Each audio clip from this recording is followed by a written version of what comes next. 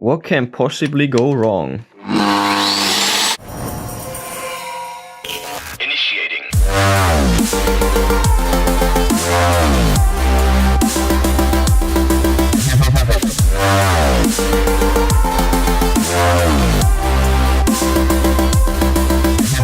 It is Saturday and the topics for this vlog are to exchange the saw blade, well, to use this saw with a smaller saw blade and then to test it on metal. I already exchanged the saw blade yesterday, so let's check that out first. I just realized the purpose for this thing is simply to fix the blade in place. I would need two hands for that. No, I actually don't. So without this button you could just spin the blade and you wouldn't be able to loosen up the screw. But with this button, as you can see, when it slides in, then the saw blade is fixed and then you can screw it open. Okay, let's do this. I'm so curious. I already loosened up my old mount for this saw blade right there. Well, it's not a saw blade, it's a diamond cutting edge for stones basically. And again, you need to press this button, then this button will lock up the blade and this will enable you to screw it open. So let's just do that. Just like that. Okay, that's the screw. Now there is this thing. Oh, that's a bit of a pain. There we go. So that's the thing right there. Pretty big. In comparison, it is quite a bit bigger, but this might actually work, especially because this hole right there is exactly the same. Very convenient. Perfect. Let's go for it. Inserting a tiny blade. Yeah. Let's put on this part. Hey, this is actually easy.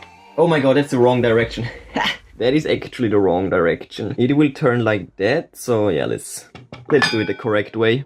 And there we go, check this out, fixed in place. And you might think I'm crazy, but I'm actually a genius. Because not only will this enable me to cut metal, it will also bring down the speed a bit. Well, the cutting speed on this surface. Obviously, a larger saw blade will not turn faster, but you know, the speed on the outer circumference will be faster. And you don't need high speeds for metal, basically. Oh, this gets me excited. As you can see, it's not really reaching all the way to the bottom. Not even close, actually. I thought this would work out, but shouldn't be a problem. I need some sort of a mounting device for the rods. Anyways, previously I used this thing. The rod will just slide through. It's 3D printed, by the way. And I was just sliding the rod through, cutting it. And I will most certainly design another part for that. This is turning so fast, I'm a bit scared.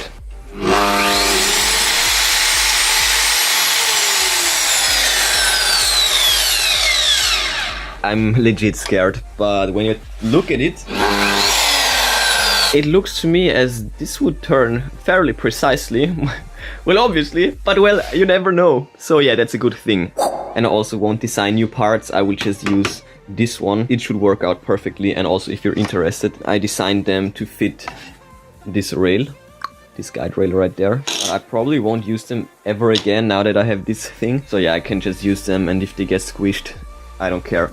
I did a few calculations, and as I said, this smaller size will bring down the speed on the circumference, the cutting speed down from 60 meters per second to around 50 meters per second, but metal or brass actually only needs around 3 meters per second, so yeah. But do not forget that this is more like a angle grinder disc. This won't take out big chunks of material, it will rather turn it into a fine dust. So yeah, this is more like an angle grinder now. And also, I already tried how I could fix stuff in place. This thing, now I get why they only give you one, because you can actually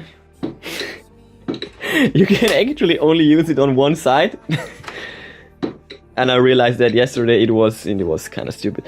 But yeah, there is a lot of way in this direction, so it would be easy to work like that, but again, I can do that.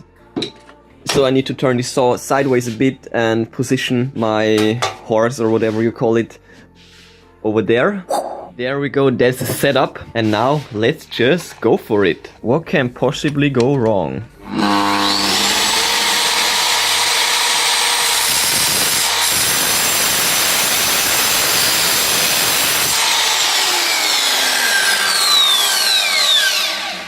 Yeah, nice. And all that's left now is to cut it all up into tiny pieces. I will see you in a bit. After a few adjustments, I got myself the perfect length, exactly 95 mil. Let's go. And yeah, that's the setup right there. Yeah, now I'll cut all of them. Let's do this. And here we go! After well over 100 cuts, I can say that I feel very safe and comfortable with this machine. You need to grip it the right way though, otherwise your fingers will tire very quickly. I started with applying, you know, the pressure with my fingers and just like that, but it's actually way more comfortable if you just push down with your hand like that, and then you have your fingers free basically. Works like a charm, can't complain. Again, it's way safer than my previous method with the blade just spinning in the open, but this is a bit slower, but I will definitely take it. Gives me more precision, more options. The only thing that sucks a bit is that, well, everything gets covered in brass. This thing blasts out the brass like crazy. So I put up these cardboards, but yeah, I was a bit too late. Just a bit too late. And these are 1, 2, 3, 4, 5, 6, 7 times 15. What is it, like 105? I have 7 left and I think I will spare them for later. The next step is to insert them into a drill bit and to clean off these edges. There is one pretty edge and there is one edge with a little bit of residue. That's actually a way better result than what my previous method yielded, because it broke off earlier, leaving a, you know, rather thick piece of brass on this one side. And when that's done, all that's left is to get them clean, wash them, and then they are ready for the belly songs. But well, that's enough progress for today. Smash that like button the way I smashed 7 brass rods through my new saw. Bang the bell like crap. Check the recent news on ChrisViral.com. And yeah, that's it for today. I will see you tomorrow.